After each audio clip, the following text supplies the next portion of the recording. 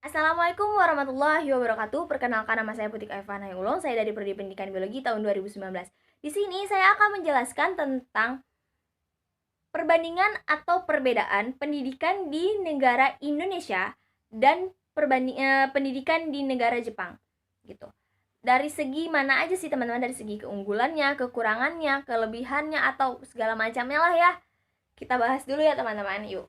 Yang pertama, keunggulan pendidikan di negara Indonesia itu apa teman-teman? Yang pertama itu ada di negara Indonesia ini mempunyai kurikulum yang sangat terencana, terstruktural, sehingga siswa-siswi dapat belajar dengan sistematis gitu. Sehingga mereka ilmu yang mereka dapatkan itu lebih terencana, sistematis, dan lebih pintar di bidang teori gitu. Yang kedua, sistem pembelajaran Indonesia dapat membentuk pelajar yang dapat mendengarkan dengan baik atau fokus.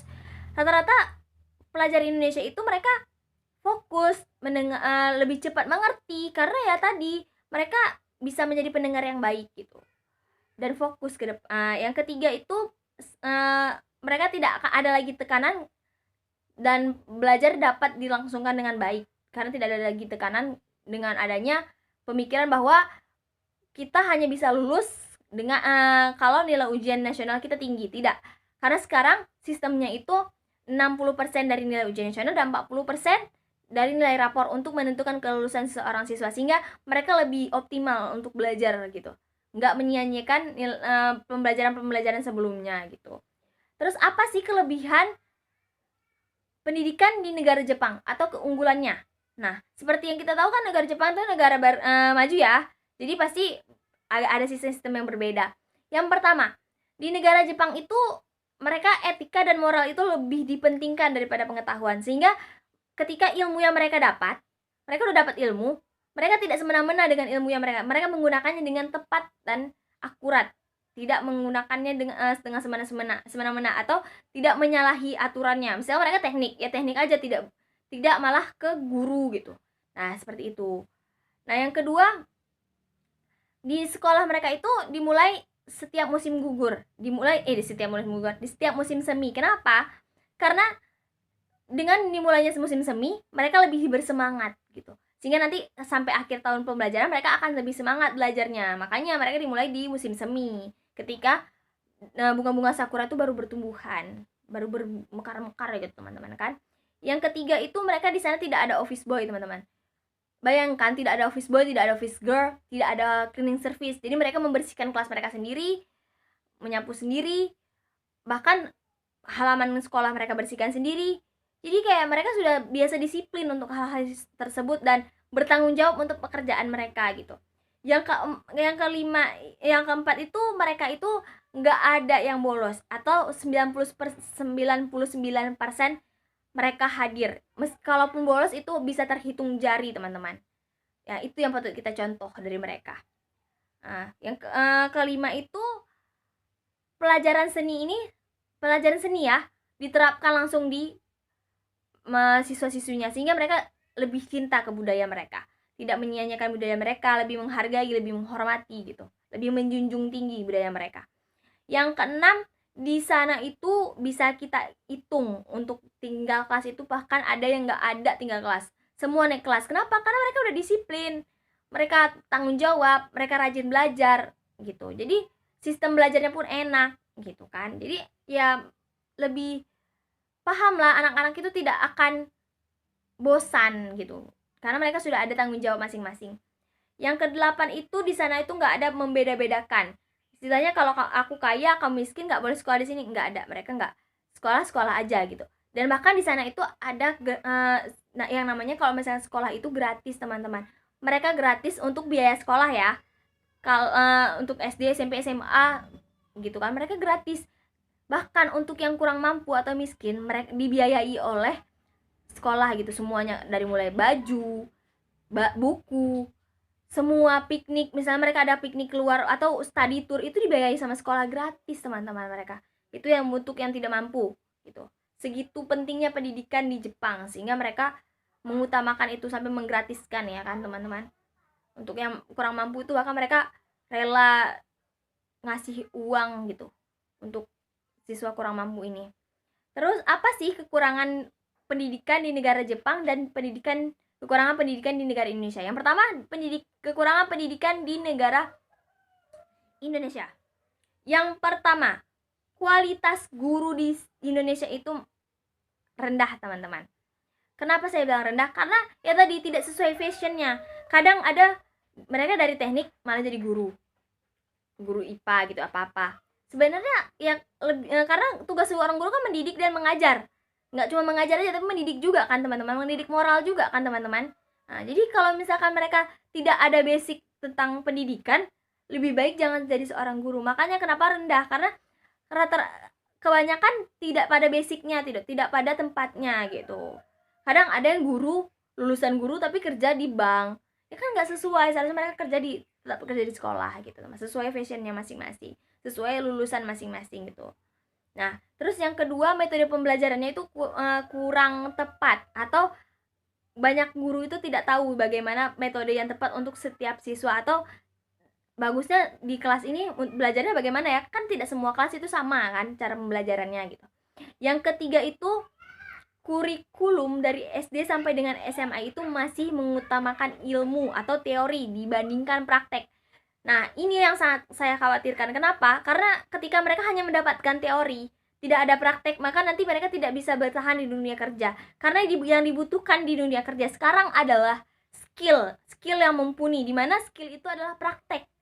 Yang kayak skill komputer, skill dalam hal misalnya mereka berkebun atau apa, mereka butuh skill, bukan hanya teori. Ketika hanya teori tidak didukung dengan skill, maka itu sama saja dengan bohong, teman-teman.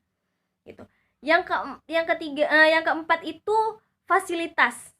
Dari segi fasilitas di Indonesia itu sangat kurang. Bukan sangat kurang lagi, bahkan ada di mana sekolah-sekolah yang terpencil itu ya hanya papan tulis dengan kapur, bahkan tidak ada komputer, tidak ada ya penunjang untuk mendidiknya, tidak ada gitu. Bahkan guru aja nggak ada satu daerah yang saya lupa, terpencil banget, itu guru itu tidak mau mengajar di situ karena jauh, harus menyeberangi sungai, harus ini, harus itu. Jadi kadang tidak ada guru yang mau mengajar di situ, sehingga apa, kursi tidak ada. Mereka cuma punya 1 atau 2 kursi, atau ada 10 kursi, sedangkan siswa di situ ada sekitar 25 gitu kan, nggak cukup. Belum lagi fasilitas kelas. Kadang ada yang kelas 1, kelas 2, kelas 3 digabung jadi satu kelas, kan tidak bisa seperti itu karena tingkat pembelajaran mereka sudah berbeda. Terus yang kelima itu paling parah nih, teman-teman. Ilmu memang penting, tapi ketika ilmu tidak ada attitude, untuk apa? Tidak ada moral, untuk apa? Maka mereka akan menyia-nyiakan itu. Nah, kebanyakan ini di Indonesia itu ya udah, tanggung jawabnya kita udah ngajar tapi tidak mendidik. Itu yang saya bilang tadi. Ketika tidak ada didikan moral, tidak ada didikan sopan santun, maka di saat mereka terjun ke masyarakat, bisa jadi mereka tidak pongah atau sombong dengan ilmu-ilmu yang mereka punya, tidak bisa menyesuaikan diri, sehingga mereka bersikap seenaknya, tidak mematuhi norma-norma. Meskipun mereka tahu ada norma-norma yang berlaku di daerah tersebut, tapi tidak mereka patuhi karena mereka tidak ada didikan moral sejak mereka kecil gitu. Sejak mereka masih di SD, SMP, SMA, tidak ada didikan moralnya gitu. Itulah pentingnya kenapa ada pelajaran PKN, Pancasila gitu. Itu penting karena untuk mengajarkan moral-moral. Nggak hanya pelajaran tersebut ya teman-teman, tapi setiap pelajaran itu seharusnya ada didikan moralnya gitu.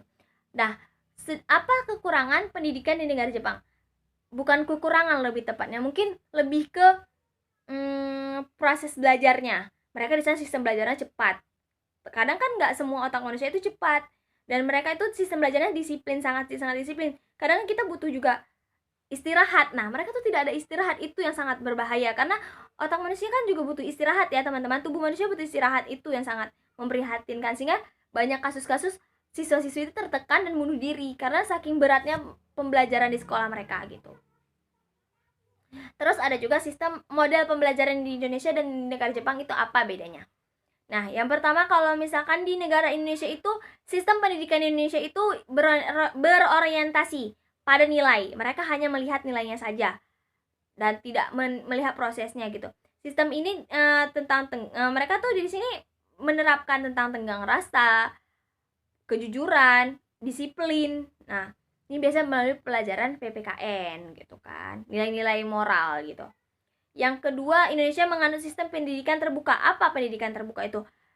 Peserta didik dituntut untuk dapat bersaing dengan teman, bersikap kreatif, inovatif, bisa mengembangkan sesuatu gitu.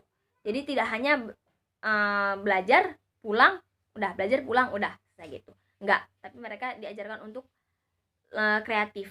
Nah, kalau terus sistem Indonesia ini beragam. Kenapa beragam? Dia kan karena kita banyak suku, banyak daerah, banyak bahasa, otomatis kita pasti setiap daerah tuh pasti belajar bahasa atau muatan lokal ya namanya.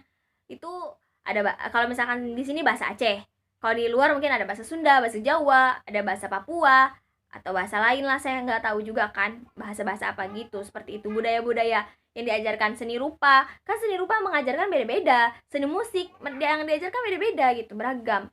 Sistem pendidikan Indonesia juga efisien dalam pengelolaan waktu. Kenapa? Karena sudah sistematis tadi kurikulumnya teman-teman. Jadi sudah diatur dari jam segini sampai jam segini belajar, jam segini sampai jam segini istirahat gitu. Udah ada atur jadwalnya. Terus sistem pendidikannya juga disesuaikan dengan zaman. Jika misalkan pada zaman sekarang lagi seperti ini, corona gitu, COVID-19. Nah, kita belajar di rumah dengan internet yang kita gunakan gitu. Memanfaatkan sesuatu yang bisa dimanfaatkan seperti internet ini. Nah, kalau di Jepang itu apa? Bagaimana sistem pendidikannya? Yang pertama, ada sistem pemerintahan pusat, ada pemerintahan daerah dan swasta. Nah, bagaimana? Terus ada juga sistem administrasi pusat, ada sistem administrasi prefectural atau provinsi dan kabupaten, ada sistem administrasi munisipal atau kabupaten dan kecamatan.